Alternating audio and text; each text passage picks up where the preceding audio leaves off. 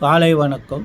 இது என்னன்னா, இந்த தனித்த சட்டங்கள், special act, arbitration conciliation act, அப்புறம் இந்த மாதிரி பாம்புலா ஆக்ட், இந்த மாதிரி பல சட்டங்களில் லிமிட்டேஷன், ஸ்பெஷல் ஆக்டில் லிமிட்டேஷன், குறிப்பிட்ட வரையறைக்குள்ளே நீங்கள் அதை அப்பீல் போடணும், ரிவிஷன் போடணும் அப்படிலாம் இருக்கும்.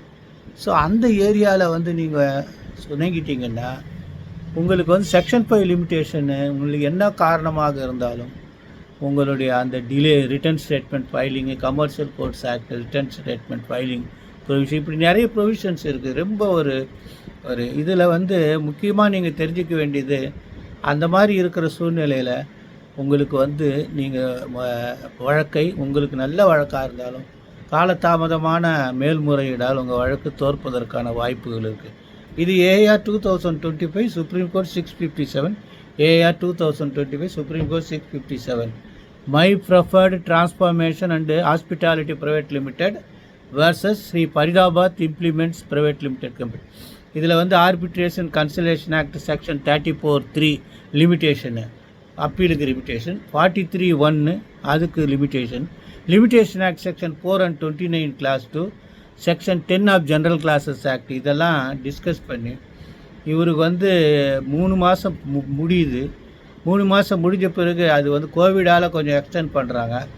அதுக்கப்புறமா இவர் ஃபைல் பண்ணாமல் இவருக்கு பீரியடுக்கு முடியாமல் இருக்கிற சூழ்நிலையில் கோர்ட் திறந்துருக்கு. ஆனால் இவர் வெக்கேஷனுக்கு அப்புறம் கோர்ட் திறந்த பிறகு ஃபைல் பண்ணுறாரு. ஒரு அப்பீல் டிலே கண்டோன் பண்ணாமல் டிஸ்மிஸ் ஆகிடுது. ஹைகோர்ட்டு சுப்ரீம் கோர்ட்டு டிஸ்மிஸ் பண்ணிடுச்சு. ஆனால் இதில் 2 ஜட்ஜி இருக்காங்க. ஒரு ஜட்ஜி பமிந்தகதம் ஸ்ரீ நரசிம்மா, இன்னொருத்தர் பங்கஜ் மிட்டல். அவர் முதல் ஜட்ஜி நல்லா ஸ்ட்ரிக்டாக டிஸ்கஸ் பண்ணிவிட்டு இந்த டிஸ்மிஸ்பலோடு நிறுத்திக்கிறாரு.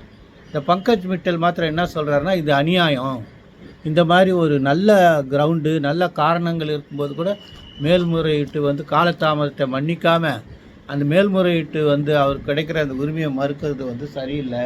அதனால் இந்த அரசாங்கம், யூனியன் கவர்மெண்ட், லெஜிஸ்லேஷன், பாராளுமன்றம் இதில் கவனம் செலுத்தி முறையான சட்டத்தை இதை மறு பரிசீலனை செய்து முறையாக கொண்டு வரணும்னு சொல்லிட்டு அவர் கருத்து தெரிவிச்சிருக்காரு. நல்ல தீர்ப்பு, பார்த்துக்குங்க. காலை வணக்கம்.